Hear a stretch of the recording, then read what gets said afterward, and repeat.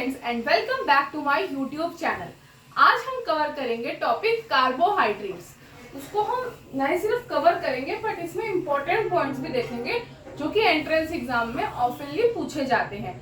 अगर आप टारगेट कर रहे हो upcoming ICMR, DBT, GATE, CSIR NET, तो ये आपके लिए बहुत हेल्पफुल रहने वाला है। Also any MSc entrance for life sciences.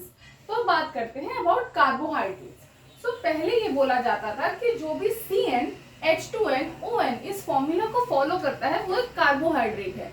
Like glucose का अगर आप फॉर्मूला देखो C6H12O6 इस फॉर्मूला को जो है फॉलो कर रहा है, बट जरूरी नहीं है कि हर कोई मॉलिक्यूल जो इस फॉर्मूला को फॉलो करे वो एक कार्बोहाइड्रेट हो।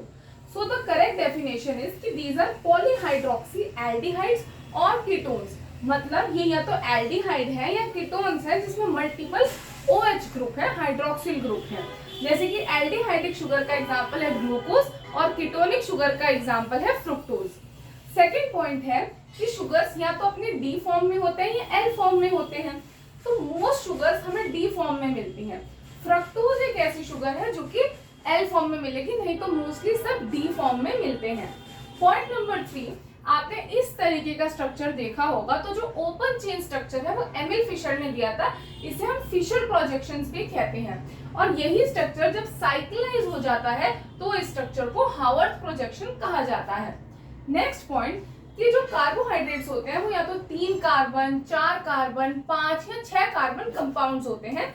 जैसे कि 3 कार्बन को हम बोलते हैं ट्रायोज, 4 कार्बन को हम बोलते हैं टेट्रोज, 5 को पेंटोज एंड 6 को हेक्सोज। ट्रायोज शुगर की एग्जांपल होती है आपकी glyceraldehyde three phosphate and dihydroxy acetone phosphate. 4 carbon का एग्जांपल है आपका erythrose and threose. Also 5 carbon में आपके राइबोज, जाइलोज ये सब आते हैं। 6 कार्बन शुगर्स होते हैं जैसे glucose, galactose, fructose, mannose etcetera. तो यहाँ पर पेंटोज में जो बैकबोन होते हैं, जो रिंग होती है उसे हम फ्यूरेनोज रिंग कहते हैं, वाइल हेक्सोज शुगर में जो रिंग होती है उसे हम पायरेनोज रिंग कहते हैं। अब स्टार्ट हो रहे हैं बहुत ही इंपॉर्टेंट पॉइंट। ये तो था आपका बेसिक। तो कार्बोहाइड्रेट्स को हम 3 कैटेगरीज में डिवाइड कर सकते हैं। मोनोसैकेराइड, मतलब कि जो आगे और सिंपलर यूनिट में नहीं ब्रेक डाउन हो सकते। ओलिगोसैकेराइड्स जो कि डिफरेंट यूनिट से बने हैं, जैसे डाइसैकेराइड मतलब जो 2 से बना होगा, एंड पॉलीसैकेराइड जो कि मल्टीपल यूनिट से बने और जब इसकी हाइड्रोलिसिस करेंगे तो हमें मल्टीपल फॉर्म्स मिलेंगी। मोनोसैकेराइड्स में आते हैं glucose, galactose and fructose. Disaccharide में आते हैं सुक्रोज, लैक्टोज एंड माल्टोज।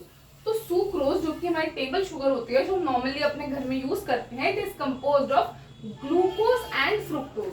और इसमें जो लिंकेज देखने को मिलती है that is alpha 1 beta 2। Lactose जो होता है that is milk sugar, it is composed of glucose and galactose और इसमें लिंकेज होती है beta 1,4। Maltose which is composed of 2 glucose units, इसमें लिंकेज होती है अल्फा 1,4। तो आपको ये ध्यान रखना बहुत जरूरी है कि कौन सी यूनिट से बना है एंड कौन सी लिंकेज है। टॉकिंग अबाउट पॉलीसैकेराइड्स जो कि मल्टीपल यूनिट से बना है, इसमें कुछ होते हैं होमो और कुछ होते हैं हेट्रो। तो सबसे पहले स्टार्च और glycogen, they both are made up of glucose. इसमें लिंकेज होती है alpha 1,4 amylose and alpha 1,6 amylopectin. Amylopectin इसमें ब्रांचिंग इंड्यूस करता है। In chitin there is beta 1,4 linkage NAG molecules के बीच में। सेल्यूलोज में ग्लूकोज मॉलिक्यूल्स के बीच में beta 1,4 linkage is there and in pectin there is alpha 1,4।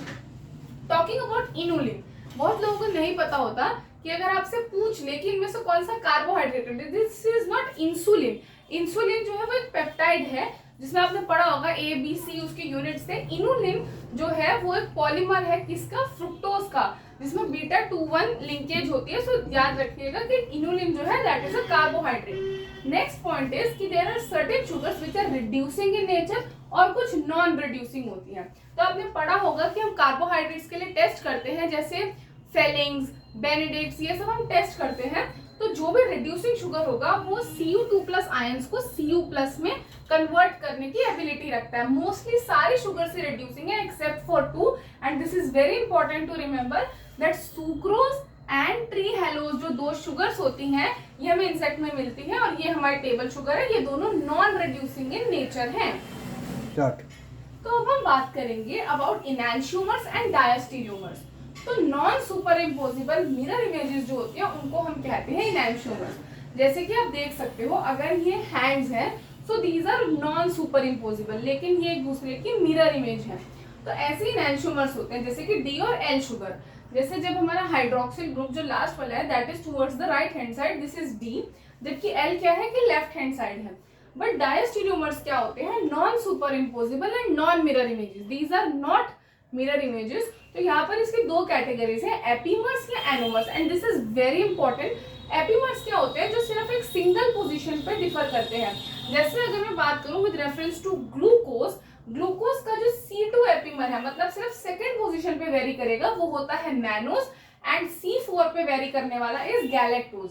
ये आपको एमसीक्यू में जरूर पूछा जा सकता है। टॉकिंग अबाउट एनोमर्स, ये होते हैं अल्फा और बीटा फॉर्म, कि जब हम फिशर प्रोजेक्शन से साइक्लिक में कन्वर्ट करते हैं तो अगर तो OH डाउनवर्ड फेसिंग है तो वो होता है अल्फा फॉर्म, और अपवर्ड फेसिंग है तो वो होती है बीटा फॉर्म।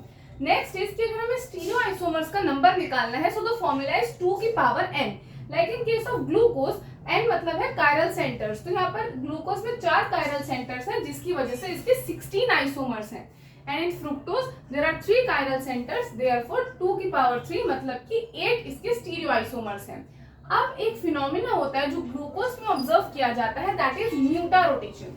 यहाँ पर क्या होता है कि अल्फा फॉर्म जो है that shows a rotation of +1 112, and beta form जो है वो 18 डिग्री रोटेशन शो करती है।